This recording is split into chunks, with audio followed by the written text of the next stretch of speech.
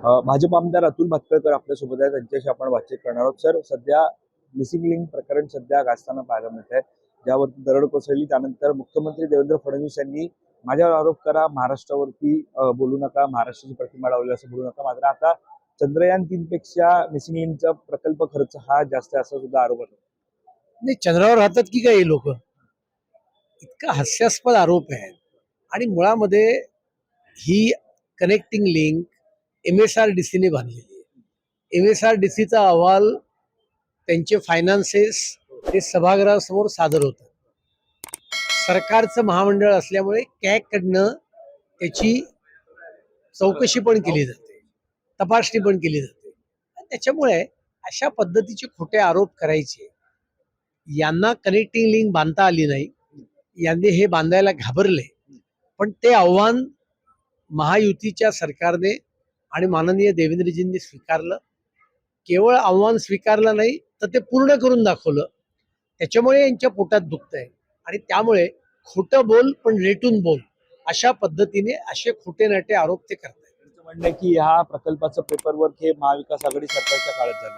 अहो, पृथ्वीराज चव्हाणांनी स्वतः मान्य केलंय की त्यांनी 13 मुद्दे काढून हा प्रोजेक्ट रिपोर्ट रिजेक्ट केलेला होता.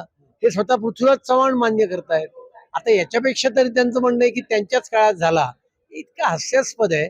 आणि आपण बेमुरवतखोरपणे खोटं बोललं तर जनता फसेल, ही त्यांची कल्पना पूर्णतः चुकीची आहे. याशिवाय ज्या प्रकारे भाषणामध्ये काल याच सगळ्या प्रकरणावरून देवेंद्र फडणवीस यांनी ज्या प्रकारे वक्तव्य केलेलं आहे की महाराष्ट्राची प्रतिमा बलिंद होईल असं काही बोलू नका, माझ्यावर आरोप करा, यावरून जर भ्रष्टाचार होत असेल तर बोलायचं नाही का, असं सुद्धा प्रश्न विरोधक होतो. कोणी सांगितलं असा भ्रष्टाचार झालाय?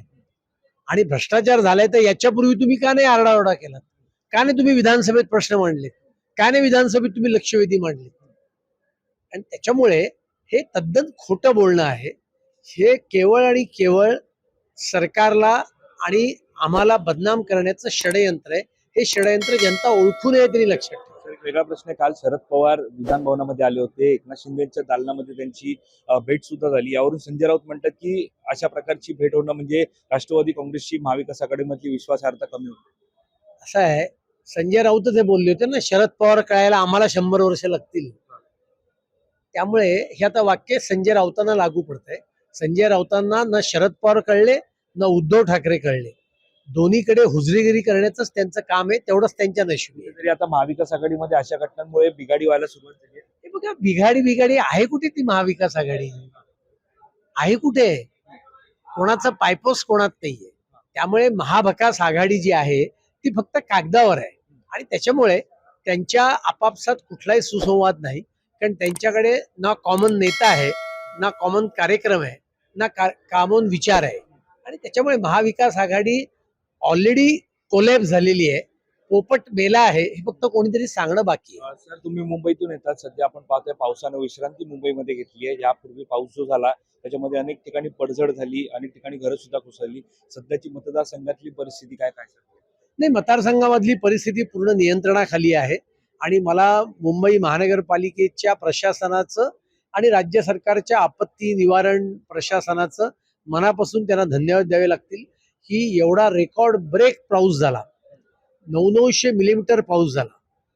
1 जुलै ते 7 जुलैच्या दरम्यान अख्ख्या जुलैमध्ये दरवर्षी जितका पाऊस होतो त्याच्या 110% जास्तीचा पाऊस हा एका आठवड्यात त्या ठिकाणी झाला. असं असताना मेट्रो बंद पडली नाही, लोकलची वाहतूक बंद पडली नाही. हे अत्यंत अभिनंदनीय आहे. आणि दुर्दैवाने झाड पडल्यामुळे मॅन्युअलमध्ये काही लोकांचे दुर्दैवाने मृत्यू झालेले आहेत. त्या संदर्भातली प्रशासन योग्य ती काळजी घेत आहे. धन्यवाद आमच्याशी बातचीत केली. त्यावर पर्सन अवधेश करिसम, वैभव पाटील, मुंबई.